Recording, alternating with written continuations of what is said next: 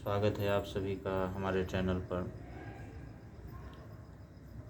आप सभी दर्शकों को हिंदी नववर्ष की बहुत बहुत अग्रिम शुभकामनाएं। दर्शकों, हमारे यहाँ वर्ष भर में 4 नवरात्रि होती,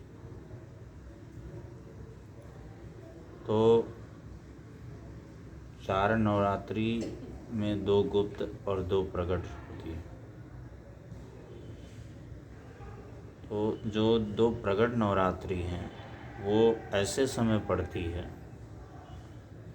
जिस समय ऋतुओं का संधि काल होता है। तो एक वासंतिक नवरात्र होती है, एक शारदीय नवरात्र होती है। इस बार जो वासंतिक नवरात्र है वो 22 तारीख से प्रारंभ होगा, 22 मार्च से प्रारंभ हो करके और 30 मार्च तक यानी रामनवमी पर्यंत चलेगा। इस बार नवरात्र की कुछ 2-1 ऐसी विशेषताएं हैं जो प्रायः नहीं होती। सबसे पहला तो इस बार नवरात्र के दिनों की संख्या जो है वो पूरी है, 9 दिन। क्योंकि जब नवरात्र घटता बढ़ता है तो उसका परिणाम लोगों के लिए लोकहित में अच्छा नहीं होता है। घटना भी नहीं अच्छा माना जाता है और बढ़ना भी अच्छा नहीं माना जाता। तो इस बार पहली चीज़ तो ये है कि संख्या नवरात्रों की पूरी। दूसरी बात, एक बहुत ही सुंदर संयोग बन रहा है जो करीब 110 वर्षों बाद बन रहा है। अब ये सुंदर संयोग क्या है कि ज्योतिष शास्त्र में जो 2 अस्थाई ग्रह हैं, बृहस्पति और शनि, तो बृहस्पति महाराज अपनी राशि में संचार कर रहे होंगे और शनि महाराज अपनी राशि में संचार कर रहे होंगे। और ऐसा करीब 110 वर्षों बाद हो रहा है जब ये दोनों अस्थाई ग्रह अपनी अपनी राशियों में संचार करें। और ये दोनों ग्रह जो है मानव जीवन में अपना बहुत ही अहम स्थान रखते हैं। तो इसलिए इस बार का नवरात्र भक्तों के लिए और भी अधिक खास होगा। तीसरी विशेषता ये है कि इसके अलावा 2 और सुंदर योग पड़ रहे हैं,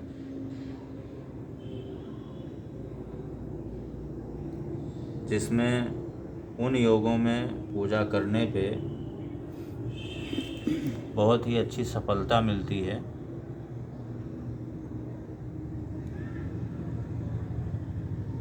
और चौथी चीज़ ये है कि इस बार जो माता का आगमन हो रहा है, माता की जो सवारी है वो नौका है। तो नौका वाहन होने से जब माँ नौका पे सवार होकर के आती हैं तो देश में खुशहाली आती है, सुख समृद्धि बढ़ती है, जनता में प्रसन्नता होती है, धन धान्य की वृद्धि होती है, अनाज और वर्षा पर्याप्त मात्रा में होती है। तो चौथी विशेषता इस नवरात्र की है, माँ जो है नौका पर सवार होकर के बुधवार के दिन पड़ रहा है। इसके अलावा ये तो हो गई विशेषताएं। इसके अलावा एक बात को लेकर के थोड़ा सा कन्फ्यूजन है, लोगों में भ्रम है कि नवरात्र के दौरान पंचक पड़ रहा है तो ऐसे में कलश स्थापना कैसे होगी। तो वीडियो के माध्यम से मैं आपको बताना चाहूँगा कि जो पंचक का जो प्रारंभ है वो 19 मार्च को ही हो जाएगा और इसकी समाप्ति जो होगी वो 23 मार्च को शाम लगभग 7 बजे होगी। तो पहली बात, पंचक में नवरात्रि का या कलश स्थापना का कोई भी संबंध ऐसा नहीं है कि नवरात्रि के कलश स्थापना करने से पंचक में कोई दोष लगता है। पंचक में शास्त्रों का ऐसा मत है कि पंचक में अगर कोई शुभ कार्य किया जाए तो उसमें 5 गुना वृद्धि होती है। शुभ कार्य किया जाए, अस्थायित्व आता है, स्थिरता आती है। केवल पंचक में 2-3 चीज़ें ऐसी हैं जो वर्ज्य हैं, इनको नहीं करना चाहिए, और वो प्रायः सभी लोगों को पता है, और इसमें उस चीज़ को समावेशित करना अच्छा नहीं होगा। लेकिन उसके अलावा जो भी कई शुभ कार्य हैं, कई लोग शादी विवाह हो जाता है तो उसमें भी भ्रम में पड़ जाते हैं कि पंचक लग रहा है, कैसे किया जाएगा। यद्यपि ऐसा नहीं है, शुभ कार्यों के लिए पंचक जो है बिल्कुल भी वर्जित नहीं है, पंचक का कोई दोष नहीं लगता है। इसके अलावा इस बार नवरात्रि के दिनों की संख्या पूरी होगी, और अब नवरात्रि से संबंधित जो बहुत ही अहम और ख़ास चीज़ है कि कलश स्थापना का कौन सा मुहूर्त अच्छा रहेगा। तो सर्वप्रथम 22 मार्च 2023 को प्रातः 6:25 से 9:25 के मध्य का मुहूर्त अच्छा है।